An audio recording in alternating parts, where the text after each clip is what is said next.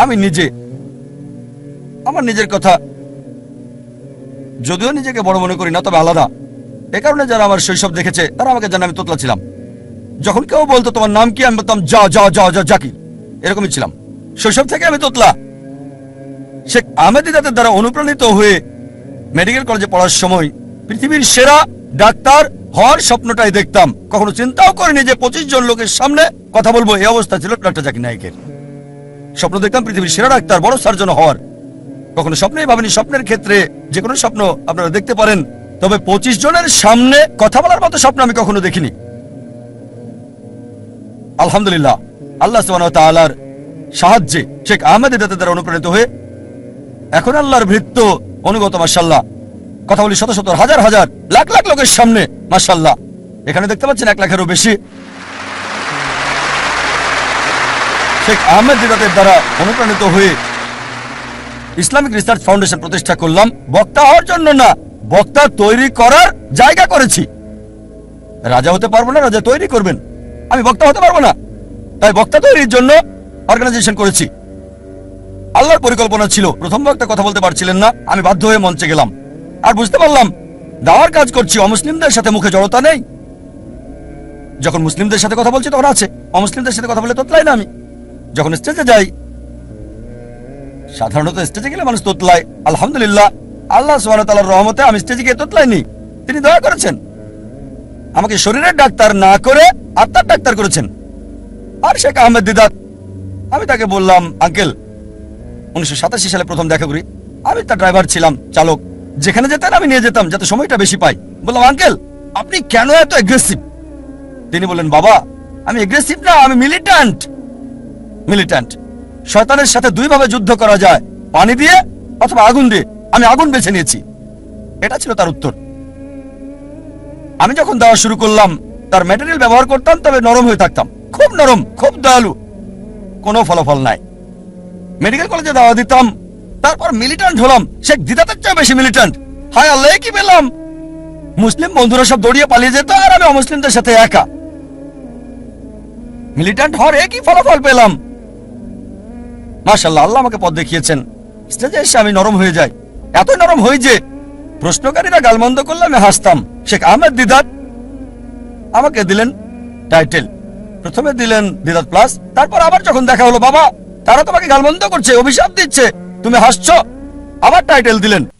আমার যা করতে লেগেছে 40 বছর, তুমি তা করে ফেলেছো 4 বছরে। আর আলহামদুলিল্লাহ, যদি আমার ব্যাপারে দেখেন, আমার পছন্দটা, আমি এমন লোক যে সবসময় চেয়েছি সেরাটা, কখনোই 2 নম্বরটা চাইনি, সেরাটা। শৈশব থেকে সেরাটা বাছাই করেছি। এখন আমি আমার আকাঙ্ক্ষাকে আল্লাহ সুবহানাহু ওয়া তাআলার দিকে ফিরিয়েছি। একেবারে সেরা ক্যামেরাটা চেয়েছি, সেরা যন্ত্রপাতি, সবচেয়ে ভালো পরিবেশ আল্লাহর বার্তা প্রচার করার জন্য। সেরা কনফারেন্সটা করতে চেয়েছি। এই কারণে এই কনফারেন্স আমরা এখানে করছি। ধরেন গ্র্যামি অ্যাওয়ার্ডস এবং অস্কার অ্যাওয়ার্ডস, এদের উদ্দেশ্যটা হারাম, তবে তাদের প্রযুক্তি প্রশংসা করার মতো। বললাম, কেন আমরা করতে পারবো না আল্লাহ সুবহানাহু ওয়া তাআলার জন্য? উদ্দেশ্য ভিন্ন, আল্লাহ সুবহানাহু ওয়া তাআলাকে খুশি করা। পৃথিবীকে দেখাতে চাই যে আমরা মুসলিমরাও আলহামদুলিল্লাহ করতে পারি। এমন না যে এগুলো ছাড়া দেওয়া হবে না, হবে। আমরা দেখাতে চাই যে আমরা আল্লাহ সুবহানাহু ওয়া তাআলার জন্য সেরাটা চাই। সবচেয়ে ভালো অফিস করতে চেয়েছি, এজন্য সবচেয়ে ভালো অফিস করেছি। ব্যবহার করেছি ইটালিয়ান মার্বেল। আমার অফিসে ইটালিয়ান মার্বেল, ইসলামিক রিসার্চ ফাউন্ডেশনে। আমার বাড়িতে ইটালিয়ান মার্বেল নাই। কেন? যে স্থানে মানুষ আল্লাহ সম্পর্কে জানতে আসে, তাদের সেরাটা দিতে চেয়েছি। সে সময় 1990-এর দিকে ইন্ডিয়াতে ইটালিয়ান মার্বেল মুসলিম অফিসে শুনি নাই। সামান্য দিয়ে শুরু। আমাদের অফিস ছিল মাত্র 20 থেকে 25 বর্গ মিটারের। 25 বর্গ মিটার অফিস ছিল, একজন কর্মচারী। এখন মাশাআল্লাহ, আল্লাহর দয়ায় এখন 400-এরও বেশি এমপ্লয়ি। মাশাআল্লাহ, সবচেয়ে বড় দাওয়া প্রতিষ্ঠান। মাশাআল্লাহ, আল্লাহ সাহায্য করেছে। স্কুলে আমি ভালো বিতার্কিক ছিলাম, খুবই ভালো। উদ্দেশ্য কি ছিল? বিতর্কে জয়ী হওয়া।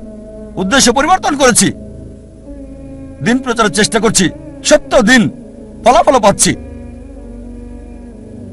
প্রথমে আমি ঘুমাতাম 5 ঘন্টা 6 ঘন্টা মেডিকেলের সময়, এখন ঘুমাই মাত্র 3 ঘন্টা আল্লাহর জন্য। আর আমার সবসময় চেষ্টা ছিল পৃথিবীতে ভিন্ন কিছু বা সেরা কিছু করা, দুটো যে কোনো একটা। মাশাআল্লাহ, একটা ভিন্ন চ্যানেল শুরু করলাম তুলনামূলক ধর্মতত্ত্বের উপর। আল্লাহ এটাকে পৃথিবীর সবচেয়ে জনপ্রিয় চ্যানেল করেছেন, 100 মিলিয়নেরও বেশি দর্শক, মাশাআল্লাহ। এর 2 বছর পর চালু করেছি নতুন চ্যানেল পিস টিভি উর্দু। গত কনফারেন্সে ঘোষণা করেছিলাম ইনশাআল্লাহ জুন অথবা জুলাইয়ের মধ্যে চালু করব নতুন চ্যানেল, এবং আল্লাহ সাহায্য করেছেন। 19 জুন চালু করেছি নতুন চ্যানেল পিস টিভি উর্দু। ইনশাআল্লাহ এই কনফারেন্সের শেষ দিনে ইনশাআল্লাহ যদি আল্লাহ চান, ঘোষণা দিতে চাই চালু করতে যাচ্ছি 3য় চ্যানেল পিস টিভি বাংলা। কারণ বাংলা ভাষা মাশাআল্লাহ শত শত মানুষ বাংলায় কথা বলে, এটা দরকার। আমার ইচ্ছা সব ভাষায় এরকম ইসলামিক চ্যানেল চালু করা। তবে আল্লাহ যদি চান রমজানের পর ইনশাআল্লাহ আগামী বছর 2010 ইনশাআল্লাহ যদি আল্লাহ চান, আল্লাহ যদি সাহায্য করেন, আল্লাহর সাহায্যে 3য় চ্যানেল চালু করব পিস টিভি বাংলা ইনশাআল্লাহ। আরেকটা আশা ছিল চ্যানেলের পাশাপাশি একটা স্থান থাকবে যেখানে মানুষকে জীবনের আসল লক্ষ্যের শিক্ষা দেওয়া হবে। তাই স্কুল চালু করেছি, ইসলামিক ইন্টারন্যাশনাল স্কুল। উদ্দেশ্য আল্লাহ সুবহানাহু ওয়া তাআলার সন্তুষ্টি। আল্লাহকে খুশি করার মধ্য দিয়েই দেখবেন আল্লাহ আখিরাত এবং দুনিয়াতেও পুরস্কার দান করবেন। এই ইচ্ছা নিয়েই স্কুল চালু করেছি যে ইনশাআল্লাহ ইসলামিক ইন্টারন্যাশনাল স্কুলের প্রত্যেকটা ছাত্র, বোম্বেতে 400-এরও বেশি, চেন্নাইয়ে 250-এর বেশি, ইনশাআল্লাহ তাদের সবাই 100 গুণ বেশি ভালো পাবে শিক্ষা এবং পরিবেশ জাকির নায়েকের চেয়ে। এটা আল্লাহর হাতে। তিনি জাকির নায়েক বানাবেন কি তারও বেশি। তবে আমাদের উদ্দেশ্য তাদের ভিত্তি করে দেওয়া, ফাউন্ডেশন দেয়া, যেখানে 100 গুণ ভালো সেবা পাবে, ট্রেনিং পাবে, ভিডিও পাবে, পরিবেশ জাকির নায়েকের চেয়ে। এটা আল্লাহর হাতে, তিনি বানাবেন কিনা। একটা উদাহরণ দিচ্ছি আমি। আমার ছেলে ফারিক নায়েক, আপনারা চেনেন মাশাআল্লাহ। আপনাদের বলেছিলাম গতকালের আগের দিনের লেকচারে, আমি ভাষা হিসেবে আরবি জানি না। আমি বলেছি আমার ছেলেকে আরবি শেখাবো ইনশাআল্লাহ, লুগা ফুসা। স্কুলের সব ছাত্রকে শিখিয়েছি মাশাআল্লাহ। আমার ছেলে যখন স্কুল শুরু হয় মাশাআল্লাহ, সে ছিল সেরা খেলোয়াড়, ট্রফি পায়।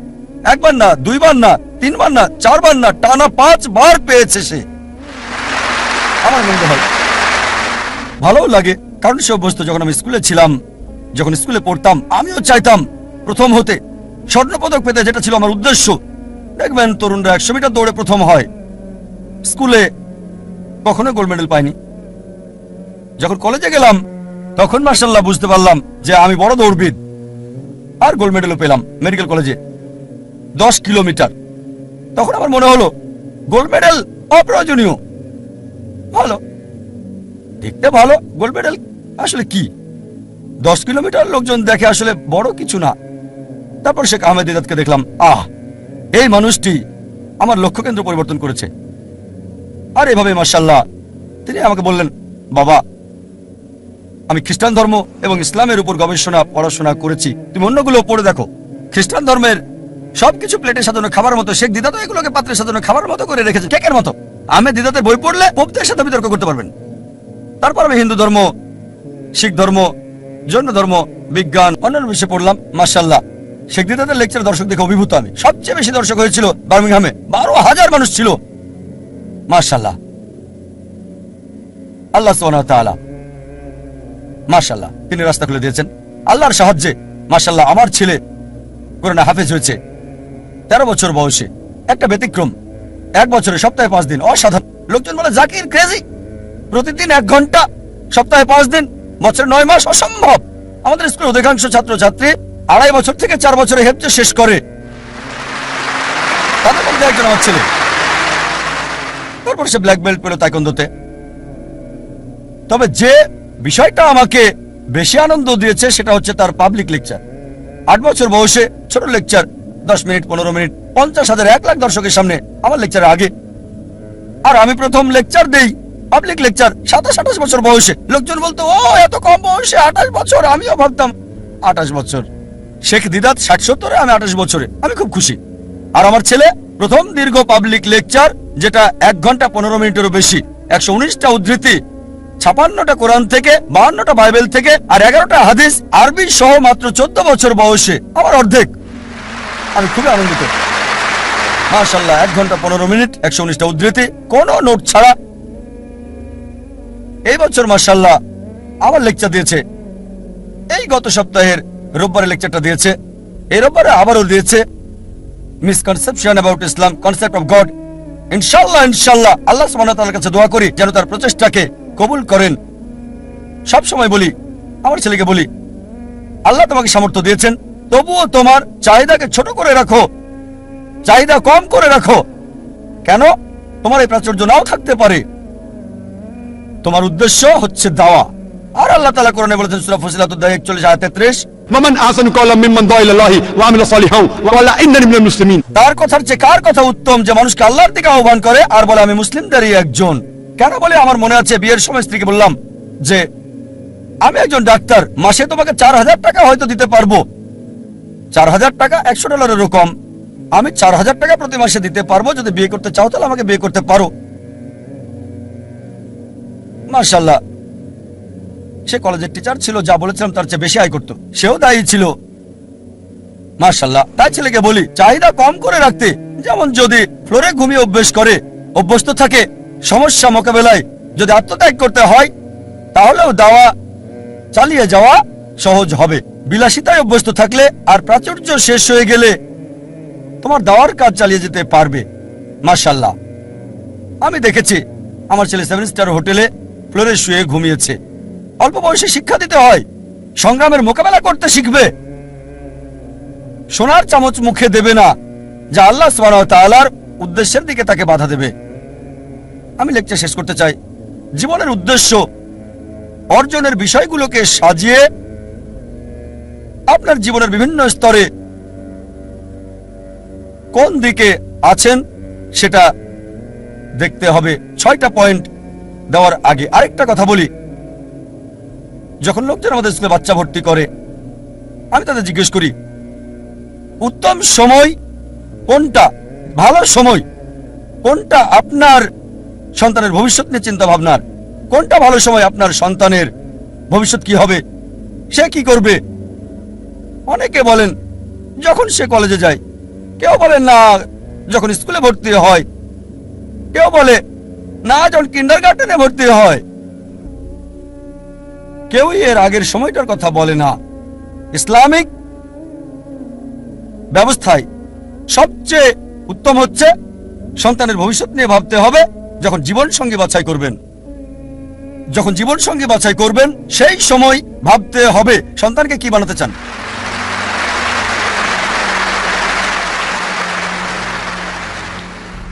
কারণ তার মা, বাবা, পিতামাতা তাদের আসল শিক্ষক। প্রথমে আপনাকে ভাবতে হবে, সেটা আসল সময়। আপনাকে সন্তানের ভবিষ্যৎ নিয়ে ভাবতে হবে।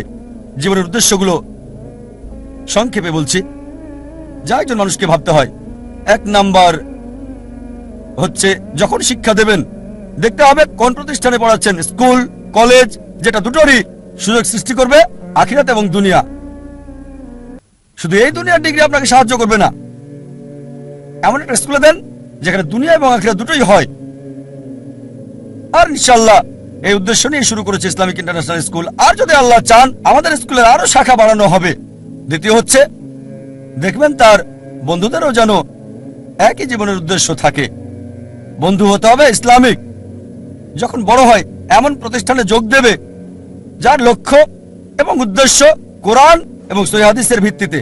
ইসলামিক প্রতিষ্ঠানে যোগ দিন, তবে যুক্ত হওয়ার আগে দেখবেন সেই প্রতিষ্ঠান আল্লাহ সুবহানাহু ওয়া তাআলার কোরআনের নির্দেশ এবং নবী মুহাম্মদ সাল্লাল্লাহু আলাইহি সাল্লামের কথা মেনে চলছে কিনা। চতুর্থ হচ্ছে যখন পেশা বাছাই করবেন, আল্লাহ বলেন সূরা আল ইমরান অধ্যায় 3 আয়াত 104, তোমাদের মধ্যে যারা ভালো কাজ করার জন্য অন্যকে আদেশ করবে, মন্দ কাজে নিষেধ করবে, আর তারাই মূলত সফল কাম। আল্লাহ বলেন সূরা ফুসিলাত অধ্যায় 41 আয়াত 33, ومن أحسن قولا ممن دعا إلى الله وعمل صالحا وقال إنني من المسلمين। তার কথার চেয়ে কার কথা উত্তম যে মানুষকে আল্লাহর দিকে ডাকে, সৎকর্ম করে আর বলে আমি মুসলিম। এমন পেশা বাছাই করতে হবে যেটা আল্লাহ সুবহানাহু ওয়া তাআলার দিকে নিয়ে যায়। আল্লাহ সুবহানাহু ওয়া তাআলার বার্তা পৌঁছে দেওয়া তার চেয়ে আর কখনো কোনো ভালো পেশা হতে পারে না। 5 নম্বর, একই উদ্দেশ্য আছে এমন জীবন সঙ্গী বাছাই করতে হবে, একই লক্ষ্য আল্লাহ এবং তার রাসূল, আল্লাহ কেন্দ্রিক। আর 6 নম্বর পয়েন্ট, কোরআনের আয়াত দিয়ে আলোচনা শেষ করতে চাই। সূরা আনাম অধ্যায় 6 আয়াত 162 বলা হয়েছে, إن صلاتي ونسكي ومحياي ومماتي لله رب العالمين। আমার নামাজ, আমার কুরবানি, আমার জীবন, আমার মৃত্যু আল্লাহর জন্য, বিশ্ব ব্রহ্মাণ্ডের মালিকের জন্য। ওয়া আখিরু দাওয়ানা আনিল হামদুলিল্লাহি রাব্বিল আলামিন। আমি নিজে আমার নিজের কথা যদিও নিজেকে বড় মনে করি না, তবে আলাদা। এ কারণে যারা আমার শৈশব দেখেছে তারা আমাকে জানে আমি তোতলা ছিলাম। যখন কেউ